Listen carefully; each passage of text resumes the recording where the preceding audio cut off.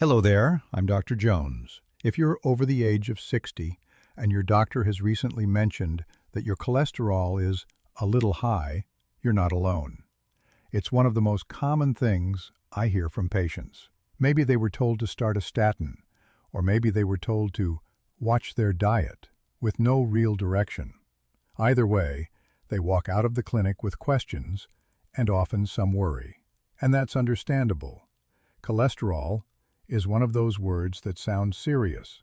People know it's connected to heart disease, but the details can feel a bit fuzzy. That uncertainty can lead to fear, and in many cases, a sense of helplessness. So let me tell you this right from the start. You have more power over your cholesterol levels than you may think, and in many cases, there are natural, safe, and effective ways to support healthy cholesterol without relying solely on pills. Now, don't get me wrong, I prescribe medications when they're truly needed. For some people, they're essential. But what I often see, especially in older adults, is that we jump straight to medication without first exploring how much the body can do on it. That's what this video is about. Not shortcuts, not fads, but honest, practical ways to support your heart health using natural methods. And when I say natural, I mean food, movement, sleep, and small lifestyle choices that work with your body, not against it. We'll go step by step. I'll explain which foods can help bring your LDL, the so-called bad cholesterol, down. I'll share what kinds of activity really make a difference, even if your joints aren't what they used to be. I'll point out a few common foods you might not realize are quietly pushing your cholesterol up. And we'll even talk about daily routines and whether supplements can help, or if they're just expensive placebos. Now, before we get to the how, let's pause for a moment and talk about the why. Why does cholesterol matter so much as we age? Well, cholesterol itself isn't all bad. In fact, your body needs it. It helps build cells, produces hormones, and even supports your digestion. But too much of certain types, especially LDL cholesterol, can lead to plaque buildup inside your arteries. That buildup narrows the space for blood to flow, which increases the risk of heart attacks, strokes, and circulation issues.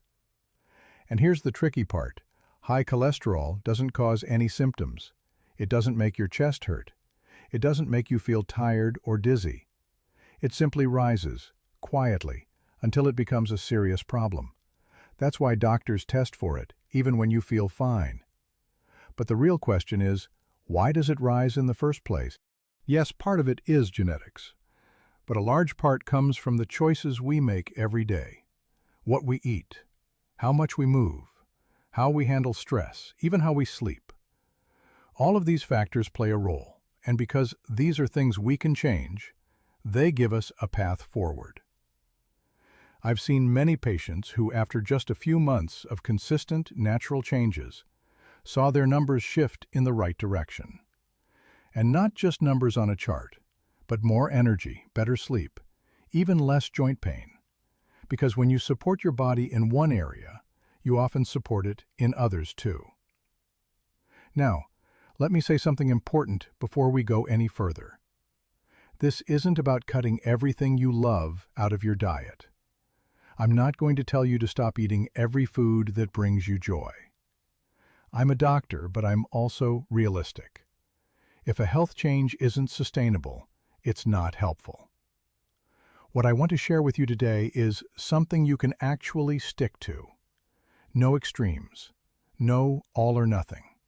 Just gentle, steady changes that fit into your life. And for those of you who are already on medication, this information still applies to you. In fact, supporting your body naturally can often make your medication more effective. And in some cases, your doctor might even be able to reduce the dose down the road. But that's a decision for you and your physician to make together. As we continue, I invite you to listen not just with your mind, but with a sense of self-compassion. You're not behind. You haven't failed. If your cholesterol is high, it simply means your body is asking for a little extra care right now. And I'm here to help you give it just that. So let's begin. In the next section, we'll talk about food. Because what you eat, day in and day out, has a profound effect on your cholesterol levels. And the good news?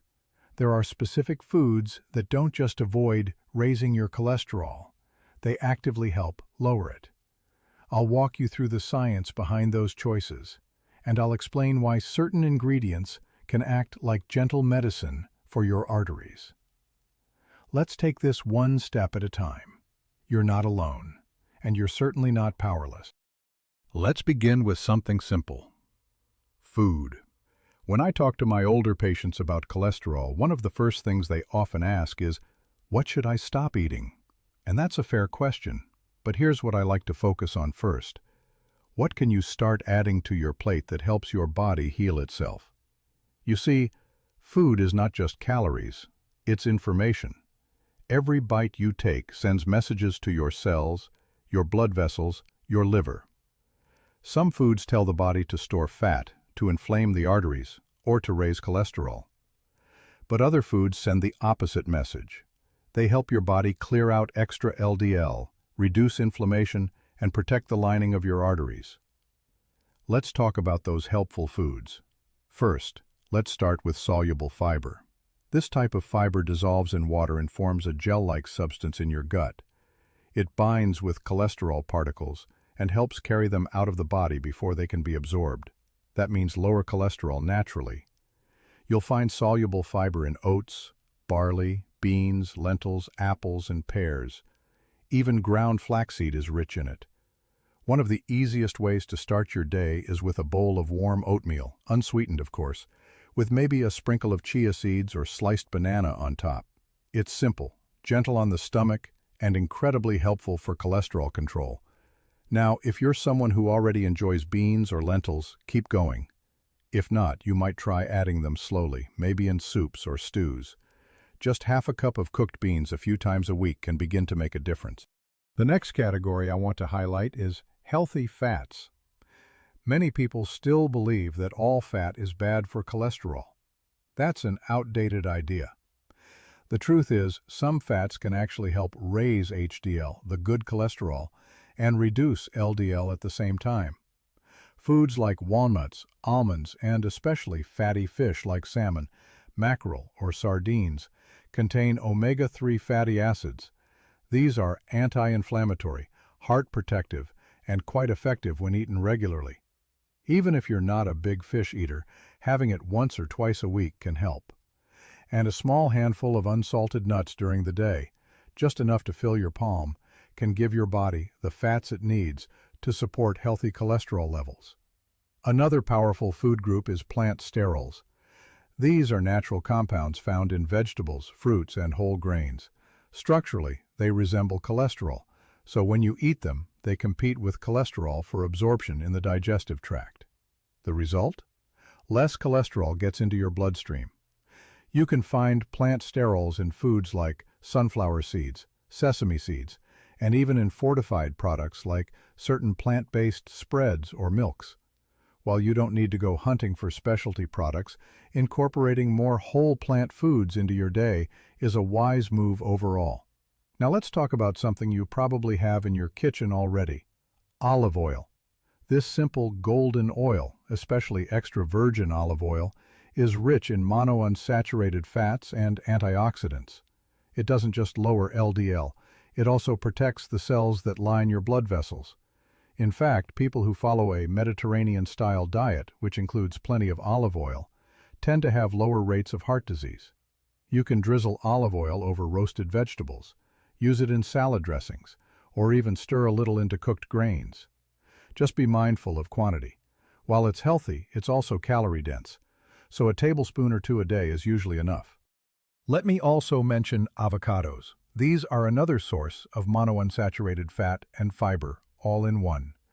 Half an avocado a few times a week, maybe mashed on whole grain toast or sliced into a salad, can be a very heart-smart choice. And finally, one more gentle but effective option: green leafy vegetables, especially spinach, kale, and collards. These are high in fiber, antioxidants, and compounds like lutein, which may help prevent cholesterol from sticking to artery walls. Even if you steam a handful and add it to a soup or scrambled eggs, you're doing something good for your heart. So, if you take anything away from this section, let it be this. You don't have to overhaul your diet overnight. Instead, start small. Maybe it's switching from white toast to oatmeal in the morning. Maybe it's choosing a handful of walnuts instead of crackers for your snack. These are gentle changes, but over time, they can truly move your cholesterol numbers and your health in the right direction. Now that we've talked about what to add, let's move gently into the next conversation. What to reduce? Because even the healthiest diet can be undercut by a few sneaky ingredients that raise cholesterol quietly without us even realizing it. In the next section, we'll go over some of the most common foods that contribute to high LDL levels. I'll also explain why some of them are more harmful than they appear on the label, and what simple swaps you can make to protect your heart without feeling deprived. Now that we've explored the foods that help lower your cholesterol, it's time to gently shift our attention to the other side of the picture. Those common foods and habits that tend to raise it. I want to approach this part carefully, because when we talk about what to cut out, it's easy to feel overwhelmed or even discouraged. That's not my goal here. Instead, I want to help you recognize a few patterns and ingredients that might be quietly working against your progress, so you can make small adjustments that support your body in the long run. Let's start with something many people don't realize is a problem: refined carbohydrates, especially added sugars. When we think about cholesterol, most people focus on fats, but sugar plays a bigger role than you might expect. High sugar diets can raise triglycerides, a type of fat in your blood that's closely tied to heart disease, and over time, excess sugar may even lower your good HDL cholesterol. It's not just candy or soda. Sugar hides in places you might not expect, like flavored yogurt, cereal, granola bars, and even seemingly healthy fruit juices. One common example I often point out is fruit-flavored yogurt. It looks wholesome on the label, but often contains more sugar than a cookie. That morning snack could be silently pushing your cholesterol in the wrong direction. Instead, try plain Greek yogurt with fresh fruit. Or choose steel-cut oats with cinnamon instead of packaged instant oatmeal with added flavors. It's these subtle swaps that build up over time. Another sneaky contributor is trans fat, though thankfully it's becoming less common. Trans fats are artificial fats created to extend shelf life. They were used heavily in processed baked goods, frozen meals, margarine, and fast food. Even small amounts of trans fat can raise LDL cholesterol and lower HDL, which is the exact opposite of what we want. In many countries, trans fats have been banned or severely limited, but it's still wise to check ingredient labels. If you see the words partially hydrogenated oil, even in small print, that's a red flag. Now let's talk about something we all know as a factor: saturated fats, but with a little more nuance. Saturated fat is found in red meat, butter, full-fat dairy, and some tropical oils like coconut and palm oil. Now, not all saturated fat is equally harmful, and the research on it continues to evolve. But if your LDL is elevated, especially if you've been told you're at higher risk for heart disease, it's wise to limit it. That doesn't mean you have to eliminate meat or cheese from your life, but you might consider choosing leaner cuts of meat, using olive oil instead of butter, and balancing meals with more fiber-rich vegetables and whole grains. It's about the overall pattern, not perfection. Another common source of hidden cholesterol triggers is processed and packaged foods. Items like crackers, chips, microwave meals, and even store-bought salad dressings can contain a combination of refined oils, added sugars, and sodium. These ingredients may not raise cholesterol directly, but they contribute to inflammation, insulin resistance, and weight gain, all of which can influence your lipid profile. If most of your meals come from boxes or packages, your heart is likely missing out on the nutrients it really needs. Instead, whenever you can, cook with whole ingredients. Even something as simple as roasting sweet potatoes with olive oil or steaming broccoli and tossing it with garlic can bring nourishment and flavor without hidden downsides. And while we're here, let's talk briefly about alcohol. A small glass of red wine occasionally has been suggested to support heart health, largely because of its antioxidant content. But alcohol in excess, even just a few drinks a week, can raise triglycerides and strain your liver, which plays a major role in managing cholesterol. If you drink, keep it modest, and if you don't, there's no need to start. Lastly, I want to mention high-sodium foods, not because they directly raise cholesterol, but because they increase your risk for high blood pressure. High blood pressure and high cholesterol often go hand in hand. The same foods that raise one often affect the other. Processed meats, canned soups, salty snacks, and fast food are the usual suspects here. Reducing sodium doesn't just support your heart, it helps reduce fluid retention and eases the pressure on aging arteries. Now, I understand that some of the foods I've mentioned are part of long-time habits or cultural traditions. You might be used to starting your day with toast and jam or having bacon on Sunday mornings. I'm not here to tell you to give up everything you enjoy. What I encourage instead is mindfulness. Maybe it's not about cutting things out entirely, but cutting them down. Maybe it's about having that favorite food once a week instead of every day, and balancing it with more nourishing choices throughout the week. Because the truth is, cholesterol doesn't just come from a single meal, it comes from patterns, and it's those patterns we can shift, one gentle choice at a time. So to recap, added sugars, trans fats, excess saturated fats, processed foods, and too much alcohol or sodium, these are the quiet saboteurs of healthy cholesterol. But they're not unbeatable. You don't need a perfect diet to make progress. You just need awareness, consistency, and a bit of patience. In the next section, we'll talk about movement. You don't need to run marathons to support your cholesterol. In fact, a simple walk may be one of the most powerful tools you have. We'll talk about how, when, and how much, when you can build a routine that fits your body and your life. So far, we've talked about the foods that help lower cholesterol and those that can quietly raise it. Now let's shift our focus to something equally powerful: movement. I often tell my patients that when it comes to heart health, your body doesn't need extreme workouts or fancy gym memberships. What it needs, more than anything, is consistency. Gentle, regular movement is one of the most effective, natural ways to lower LDL cholesterol and raise HDL, the good cholesterol that helps protect your arteries. And perhaps more importantly, regular movement helps your body use the cholesterol it already has more efficiently. You see, cholesterol on its own isn't harmful. It only becomes dangerous when it builds up in the wrong places, like inside your artery walls. Movement helps prevent that buildup. It supports your metabolism, reduces inflammation, and improves the way your body processes fats in your bloodstream. Let's start with the simplest form of movement: walking. Walking is accessible, low impact, and surprisingly effective. In fact, studies have shown that brisk walking just 5 days a week can significantly reduce LDL levels and lower your risk of cardiovascular disease.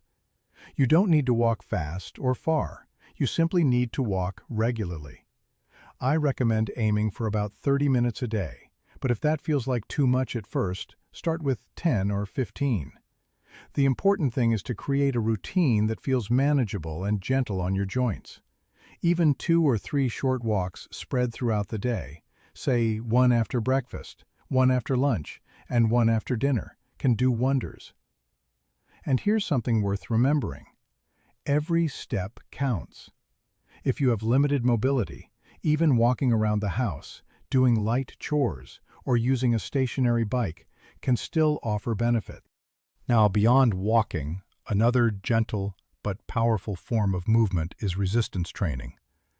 That doesn't mean heavy weights or intense gym sessions. It simply means doing exercises that help maintain or improve your muscle strength. As we age, we naturally lose muscle mass. This process is called sarcopenia, And it doesn't just affect our strength, it also affects how our body manages cholesterol and blood sugar. Muscles help clear fats from the bloodstream.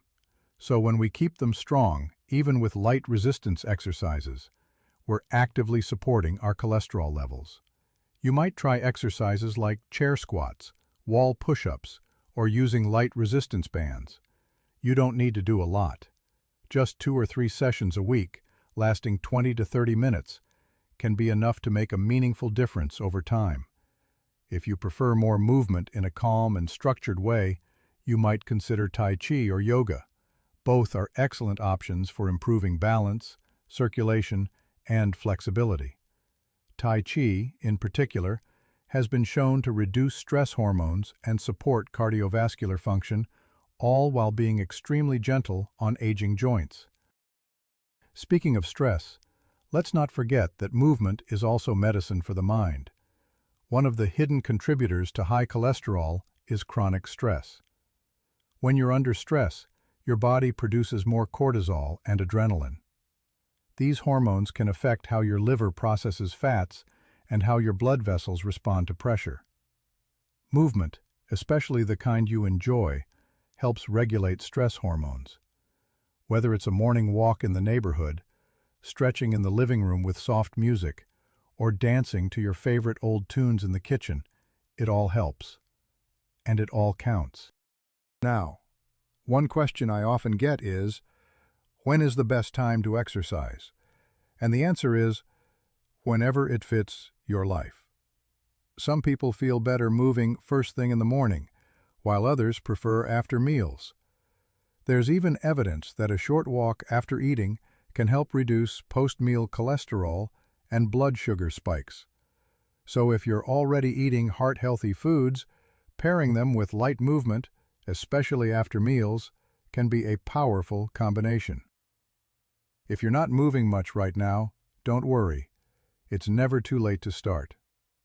I've worked with patients well into their 70s and 80s who began simple routines and saw improvements in their numbers, energy, and confidence. The human body is remarkably adaptable, even in later years. The key is to start small and stay consistent. Choose activities you enjoy, set gentle goals, and track your progress, not to pressure yourself, but to encourage yourself. Even marking a calendar with a check mark for each day you moved can be a motivating visual. Remember, this isn't about perfection or pushing through pain. If anything hurts, stop. If you're unsure, talk with your doctor or physical therapist. But do know this: every bit of movement you add is a gift to your heart, your arteries, and your overall vitality. In the next section, we'll talk about one of the most overlooked tools for healthy cholesterol, your daily routine, especially the first hour of your day. I'll walk you through a simple morning rhythm that supports heart health, lowers inflammation, and sets a calm, focused tone for the hours that follow. It doesn't involve waking up at 5 a.m. or cold showers, just small, gentle actions that build momentum over time. Now, let's talk about something that often gets overlooked when it comes to cholesterol, and that's how you start your day. You see, your morning routine sets the tone for everything that follows. It affects your metabolism, your stress levels, your appetite, and even your cholesterol. And no, I'm not going to ask you to do anything extreme. You don't need to wake up at 5 a.m., drink green juice, or meditate for an hour unless you want to. But I do want to guide you through a gentle, practical routine that supports your heart naturally, starting from the moment you open your eyes. The first thing I want you to remember is this: how you begin your day tells your body what to expect. If you start with calm, steady rhythms, your nervous system relaxes. Your digestion works better. Your hormones become more balanced. And yes, your cholesterol-regulating processes begin on the right foot. So, what might that look like? Start with something incredibly simple: a glass of water. After hours of sleep, your body is naturally dehydrated. Water helps wake up your organs, supports your liver, which plays a central role in managing cholesterol and even helps move waste products out of your bloodstream. Add a slice of lemon if you like, but even plain water first thing in the morning is a gentle way to begin. Next, if you're able, I recommend a bit of gentle movement within the first 30 minutes of waking. This doesn't need to be a full workout. It could be 5 minutes of stretching or a slow walk around your home. If you have access to nature, even stepping outside for a few deep breaths can regulate your mood and lower morning cortisol levels. Cortisol, by the way, is a stress hormone, and when it's too high, especially in the morning, it can increase inflammation and contribute to cholesterol imbalance over time. That's why reducing early morning stress is so powerful for heart health. Now, let's move to breakfast. Breakfast should be calming, nourishing, and supportive of stable blood sugar. One of my favorite heart-healthy options is a bowl of steel-cut oats, topped with ground flaxseed, sliced apple, and a few walnuts. This combination gives you fiber, plant-based omega-3s, and slow-digesting carbohydrates, all of which support lower LDL cholesterol. If you prefer something savory, try a slice of whole-grain toast with avocado and a poached egg, or maybe plain yogurt with fresh berries and chia seeds. The key here is to avoid added sugars and refined flours. Those ingredients can spike blood sugar and encourage your liver to produce more cholesterol later in the day. After breakfast, I recommend taking a few minutes, just 3 to 5, to sit quietly. No screens, no noise, just sit. Let your breathing slow down. This simple pause helps bring your nervous system into balance. It may seem small, but when done daily, it can lower background stress and improve how your body handles inflammation and fat metabolism throughout the day. Some of my patients enjoy writing down a thought of gratitude during this time. Others simply look out the window.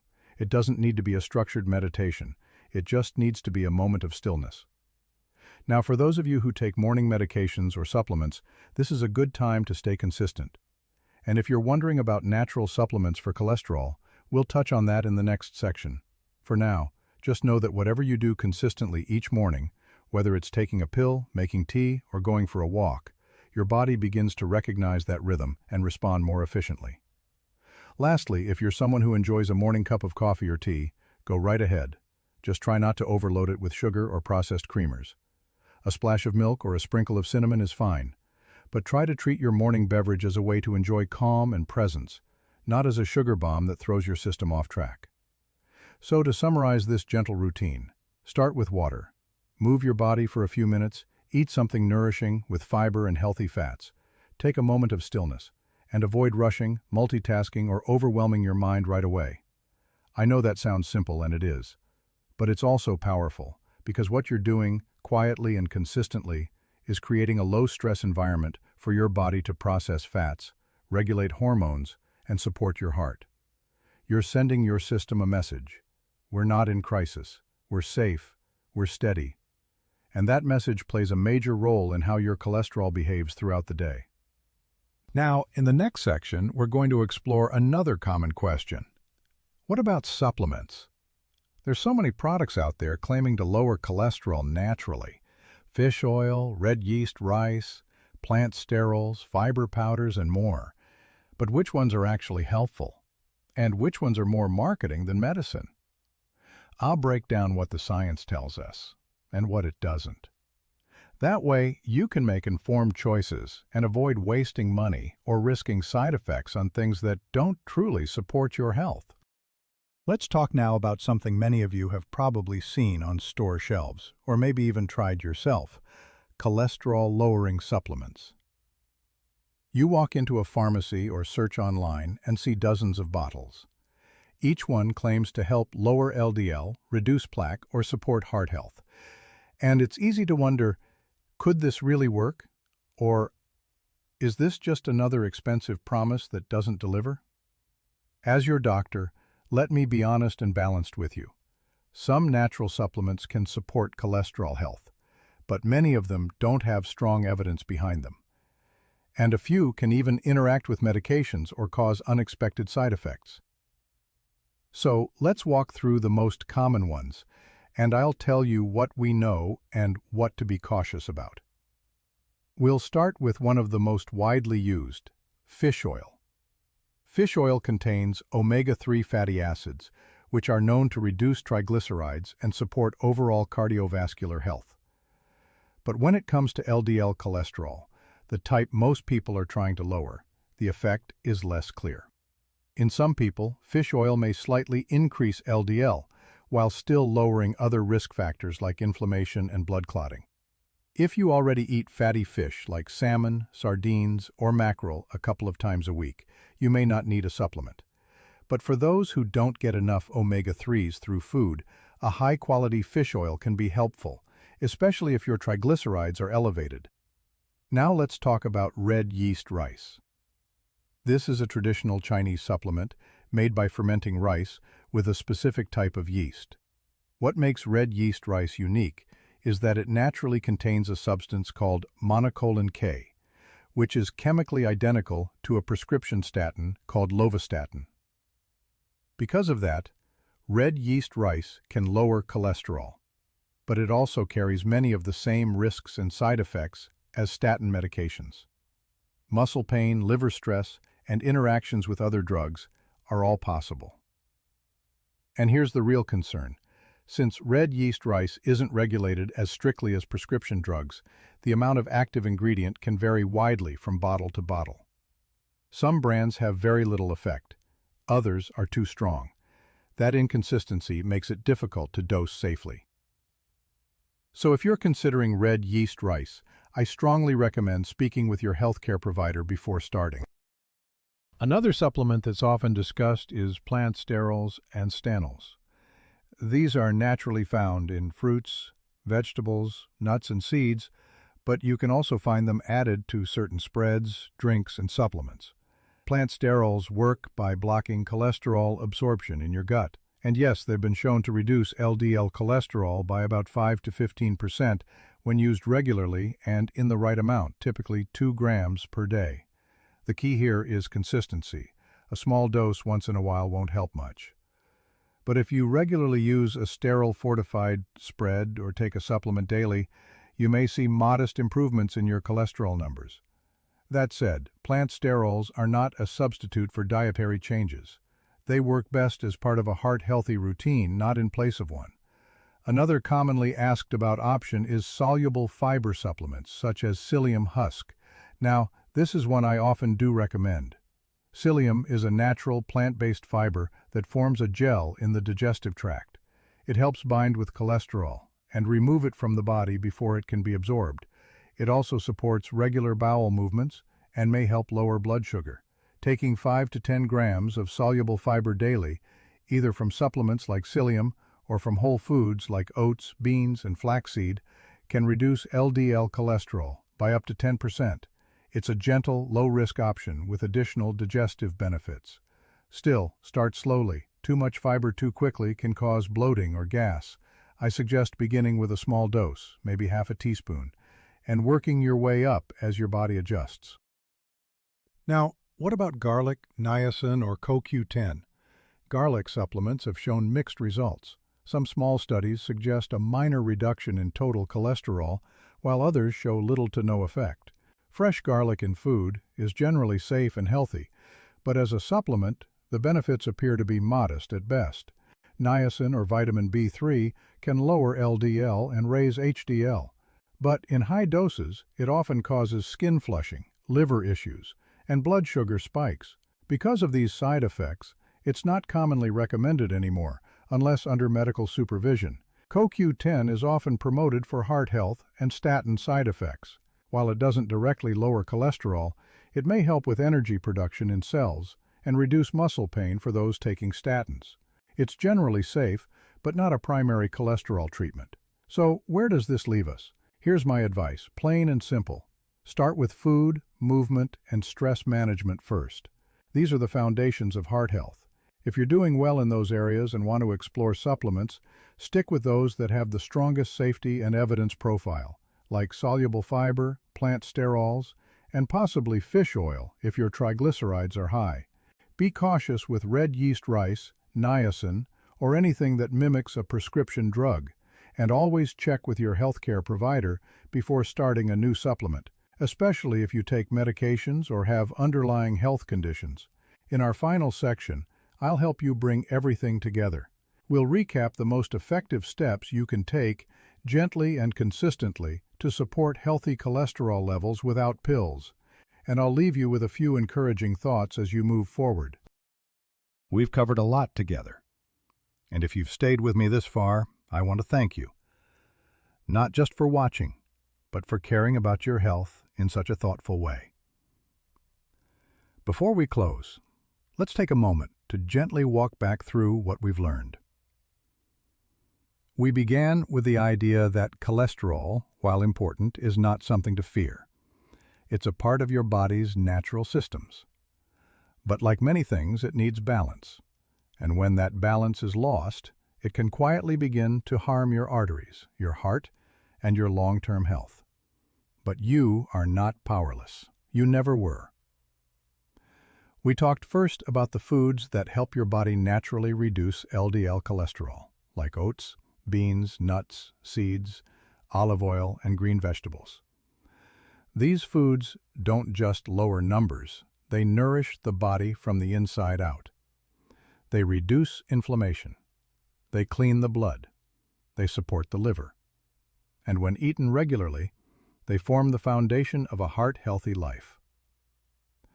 Then we looked at the foods and ingredients that tend to push cholesterol in the wrong direction: added sugars, trans fats, excess saturated fat, and highly processed meals. These are the quiet contributors to chronic inflammation and plaque buildup. But the good news is, even cutting back on them a little at a time can make a difference. We also talked about movement. Not intense exercise, not pushing through pain, just gentle, consistent activity that supports your heart, your circulation, your metabolism, and your mood. A simple daily walk, light stretching, a few strength-building movements with your body weight or bands. It doesn't have to be complicated to be effective. And then we explored the power of your daily routine, especially how you begin your day.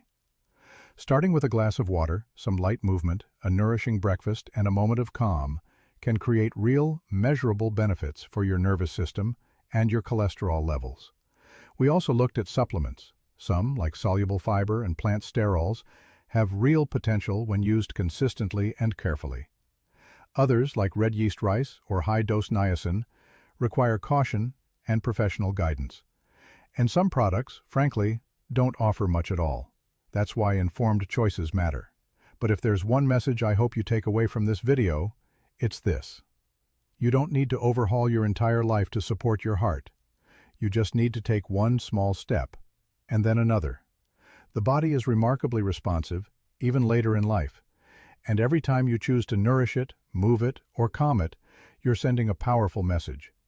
I'm still here, and I'm still taking care of myself. Now, you might be wondering, what should I do next? That depends on where you are right now.